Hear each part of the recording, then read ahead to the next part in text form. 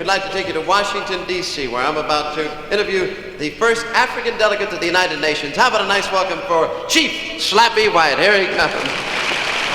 Hey, baby!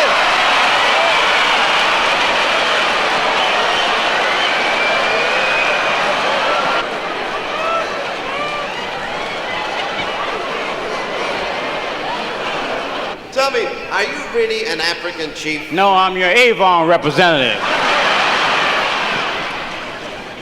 Could we hear a couple of words of the African language? Ngawa, mother. Could you teach me how to speak your language? Orinimo. Orinimo. Ovatarini. Ovatarini. Ubabada. Ubabada. What'd I say? We just donated $10,000 to the NAACP.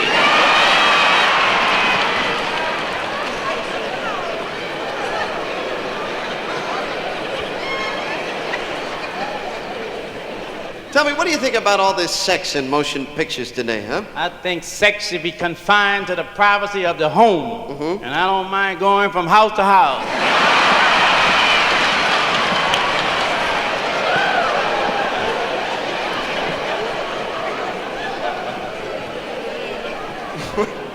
Where do you stand on the marijuana issue? Very high.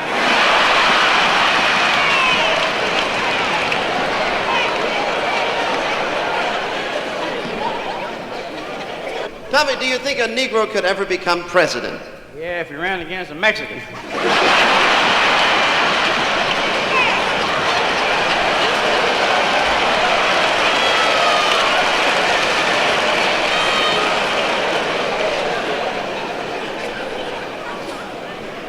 You know, I understand that Los Angeles has a number of honest policemen. The number is 6. You're quite a karate expert. I understand you gave a karate demonstration once, is that right? Broke a brick with my bare hand, and I broke a window. With your bare hand? No, I broke the window with the brick.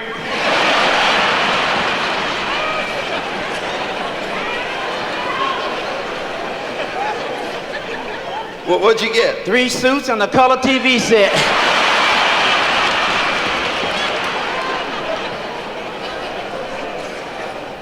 Where do you stand on the draft laws? At the end of the line. On crutches, carrying a purse with my slip showing.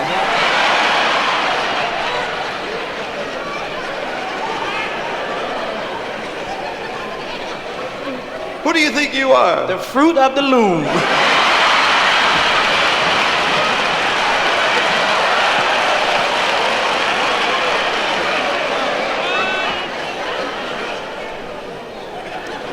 Now, Chief, recently you stated that sex education movies should not be shown in the high schools. Is that correct? I should be shown in the drive-in theater. So you can see what you're doing wrong while you're doing it.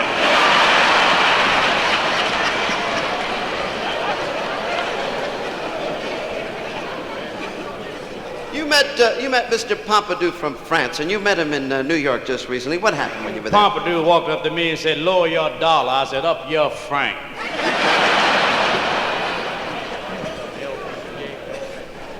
Tell me, do you stand behind Agnew? I ain't gonna let no Greek stand behind me. Is President Nixon as tough as the Pope? Tougher. He's tougher than a Pope? You only have to kiss the Pope's ring.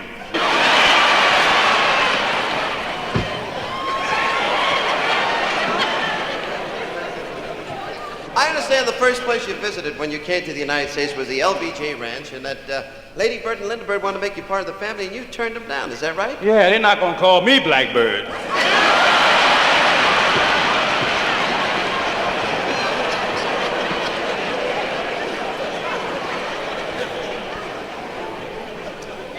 What about all these rumors about the Statue of Liberty? She's pregnant. How'd that happen? Raped by the Jolly Green Giant. And you should see his niblet. That's why I don't eat no Jolly Green Giant products. He's standing down the valley over the corn and peas.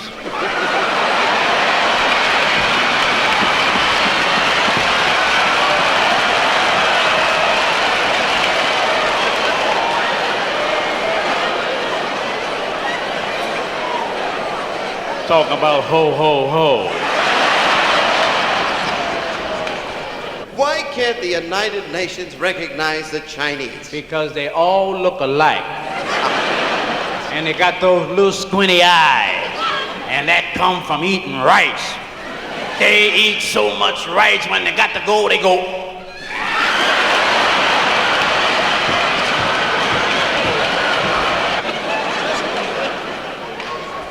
Tell me, Chief, how many people live in your village? 700 men, 1 woman. What does she do? Are you kidding? Now, if I came to your village and a rattlesnake bit me on the ankle, what would you do? I'd suck the poison out. Now, suppose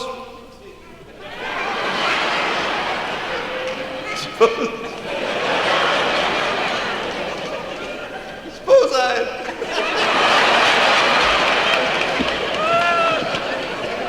Should I say it?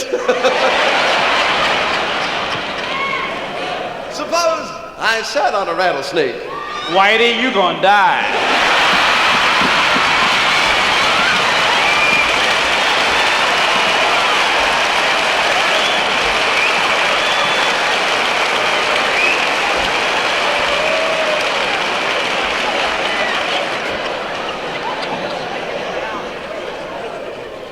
Now, if you enjoyed the show tonight, we want you to tell your friends that you saw Steve Rossi and Slappy White. And if you don't like the show, tell them you saw Nipsey Russell and Red Fox. Isn't it great to be here in Los Angeles, huh, Slap? Yeah, this is hometown for me. It is? Yeah, I just bought a big home up in Beverly Hills. Fabulous place. Oh, yeah? Completely surrounded with shade trees and for sale signs.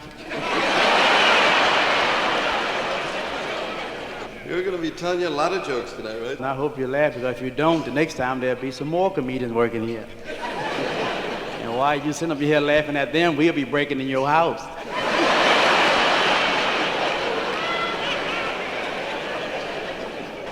A lot of people ask where we get our material. Now, we get a lot of our material from the newspapers, right, Slip? Yeah, like I was reading in the paper today about the war between the Arabs and the Jews.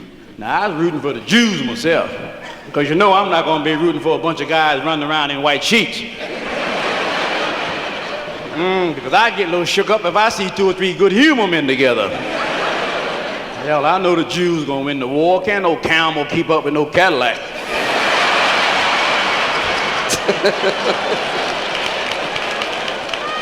I don't care how many humps he got. Now that the Jews won the war, Cassius Clay changed his name to Muhammad Ginsburg. He died. Hey, what about that story about that dam in Nevada? Tell me about They're that. building the largest dam in the history of America out here in Nevada. And they're going to dedicate it to Senator Dodd. But they're having a little trouble getting a name for it. They can't call it Dodd Dam. No, that don't sound too nice around your kids, you know. Come on, kids, we going to the Dodd Dam. And your kid look up and say, Dodd Dam what? Sure, you got to read the paper, a little heart transplant. They took the heart of a black man and put it into the body of a white man. And not only did he live, he won a tap dancing contest. When he got home, he had 3 welfare checks waiting for him. And you know, we were in Vegas just a few weeks ago at Caesar's Palace, and we had a ball. It was Slappy's first time. My first time in Vegas, boy, I stepped off the plane and saw all these fabulous hotels, swimming pool, golf courses. I said, man, what a ghetto this would make. Hey, what about all those pretty girls there in Vegas, huh? Oh, pretty girls in Vegas don't worry me. Yeah? No, because at my age, when a girl say no, I thank her.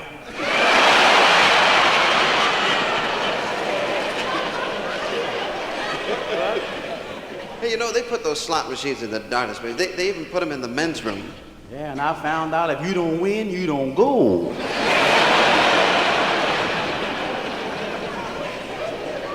But you know, we did good there. We have no complaints. Hey, one right? couple was nice enough to stay for 2 shows, and they were drinking doubles. And the waitress goes over and says, Miss, your husband just slid under the table. She says, my husband just walked in that door.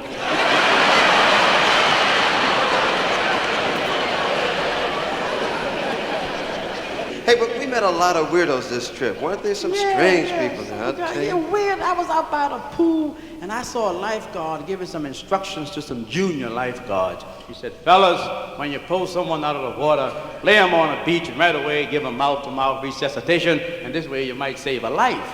So one little junior lifeguard said, yeah, but by being a Negro, suppose you pull a bigot out of the water. Man, he don't want you to put your mouth on his mouth. He said, you just cup your hand like this and you go, goodbye, you dumb bastard.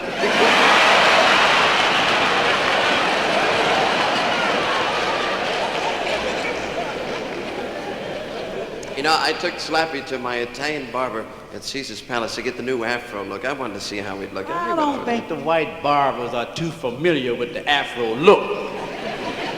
Now I go in and jumped in the chair. I said, Angelo, I want the afro look. And I fell asleep. And when I woke up, I had a bone in my nose.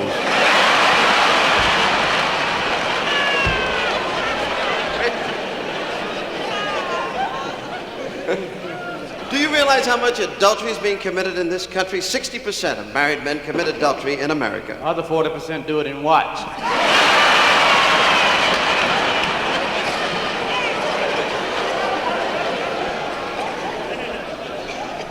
I'll tell you, I'm lucky because my wife takes the pill. I know that. You mother!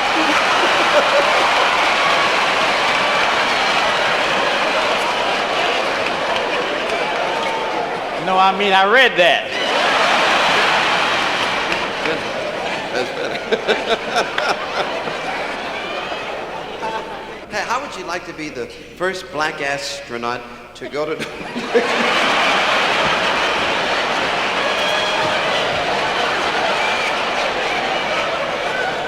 Put those words closer together.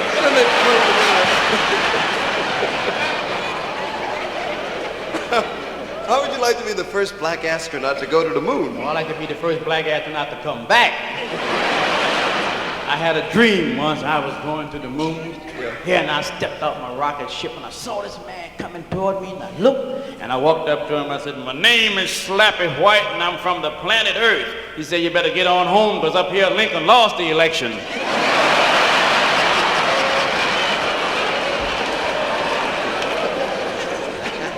I was up there when Russia sent that dog up there. Oh, yeah? Yeah, dog went crazy. It did? Ain't no trees on the moon.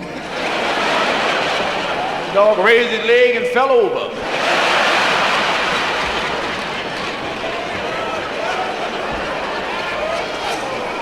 Fell off the moon. Where the old saying came from. Doggone.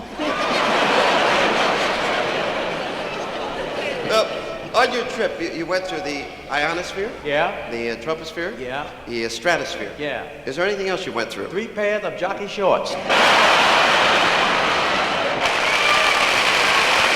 Steve Rossi, Slappy White.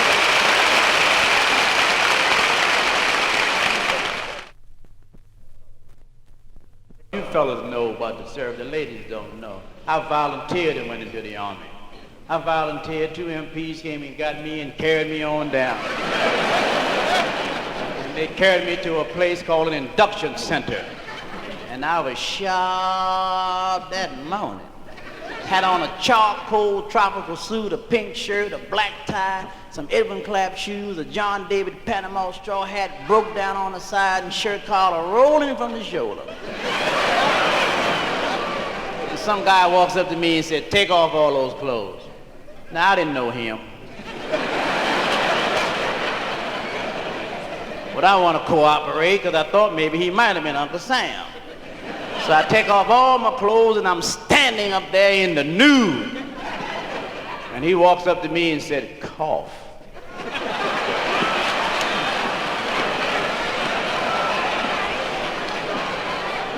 Now, how could I cough? I was afraid to sneeze.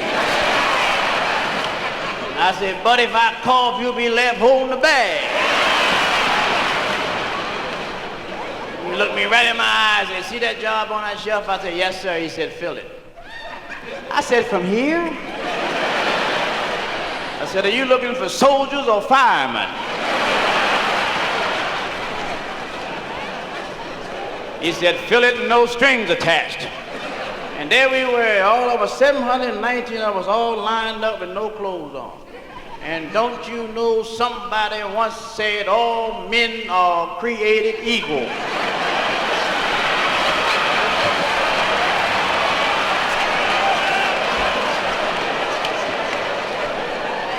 I wish you could have been there that morning. This guy next to me, I looked over there, I said, gee whiz.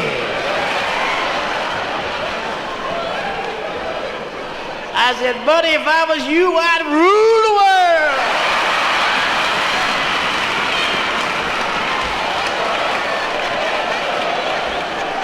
He said, that ain't mine, it belongs to the guy behind me.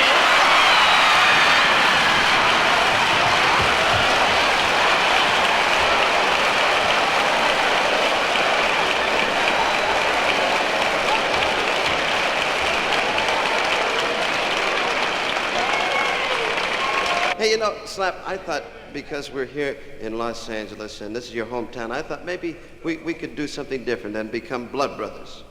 Oh, yeah? Mm-hmm. What's blood brother? Oh, you know, that's where two Indians take a knife and then they then they cut each other's wrists, and that's what I call blood brothers. That's what I call suicide.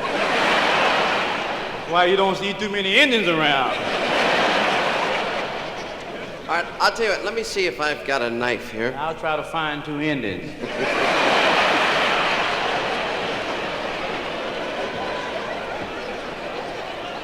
Okay, babe, now just give me your wrist and I'm gonna give you a little cut.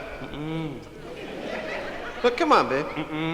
No, Sammy Davis went through this. No, he was already short. Just hand me your wrist. Hey, are you yellow? Are you blind? Just give it a try. No, I take a chance. You won't even feel this. All right, okay. Ooh, see? Yeah. Now, before I cut my wrist, I want to explain a little bit about the Indian history. This is what you call white power. I like to... Keep the faith, baby.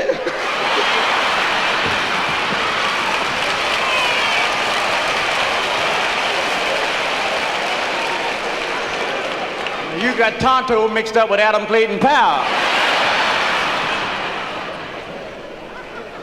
Now, look, don't you worry, because very soon we're going to become blood brothers. I'm not going to have enough blood left to be a distant cousin. Incidentally, what type of blood do you have? Now it's down to wine.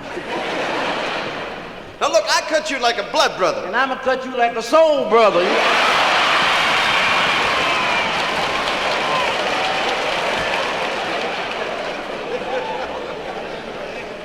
I tell you, you got no luck at all, I tell you. Oh, my luck is terrible. I'm one of the hardest luck guys in the world. Got a big old German Shepherd dog, and I've been teaching this dog to eat by the sound of a bell. Yesterday, he ate the Avon lady. Don't laugh, damn dog wasn't too dumb. Beat me to it.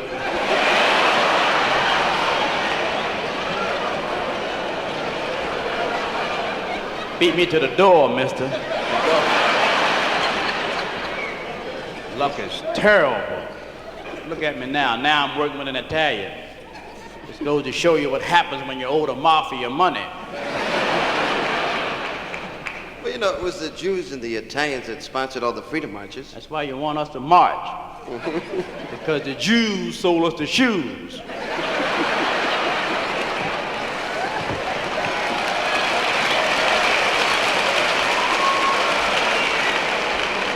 And when we marched back, the Italians half sold them. The Italian ain't nothing but a Mexican with a job. Well, you know, actually we have a lot in common. You know, a lot of Negroes are becoming Catholic. That's because the Pope know we got rhythm.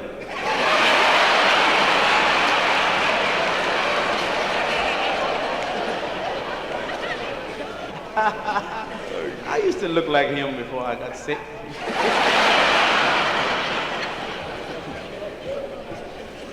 You know, there's something I've been wanting to do with you now for a long time. You don't look that good. No, you misconstrue me. You ain't gonna screw me.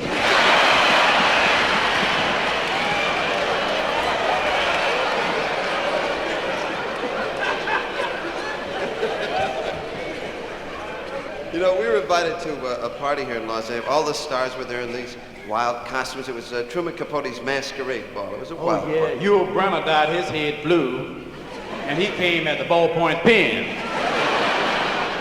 Eartha Kitt had on a topless dress. She came as a Hershey ball with almonds.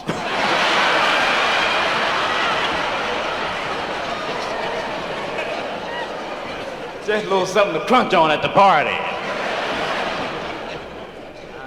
I want you to throw all of your marijuana and all of your dope down into the river. Amen. Right?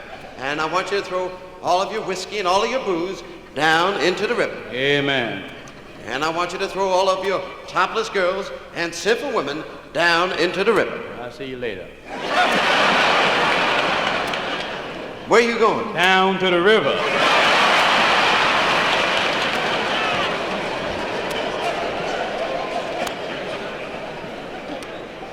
What was that thing in Reader's Digest, that story in Reader's? I read a thing in Reader's Digest where it said 1 out of every 4 persons are mentally unbalanced.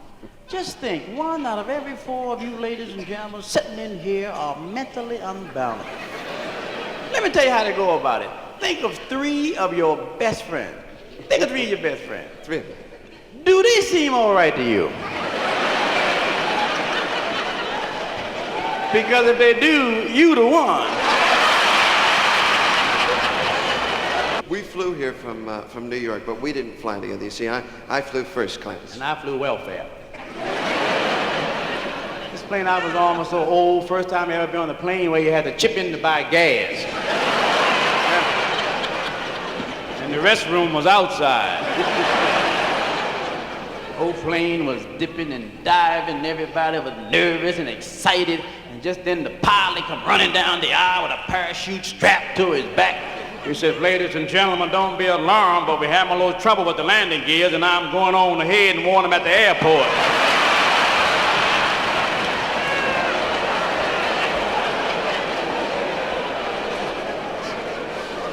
We flying along, and the plane hits the air pocket, dropped about 25 feet, said, "Shoo!" And some guy sitting next to me said, "Hey, Whitey." I said, "What happened to that color guy was sitting there?" If I'd have been Rosemary, I'd had the baby right there on the planes, you know. Sitting in front of me was a rabbi and a Baptist minister. And the stewardess was trying to make everybody comfortable. She's giving us gum magazines and a flare. And she walks up and she said to the rabbi, "Would you like a cocktail?" He said, "Yes, I'll take a dry martini." And she said to the Baptist minister, "Would you like a cocktail?" He says, "I'd rather commit adultery than have a cocktail." And the rabbi looked up and said, "If I got a choice, you can change my drink."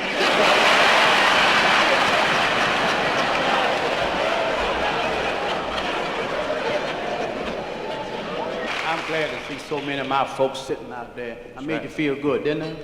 Right? It's good. Now, don't you go out here and start that goddamn marching. I'm making a lot of money with this white man.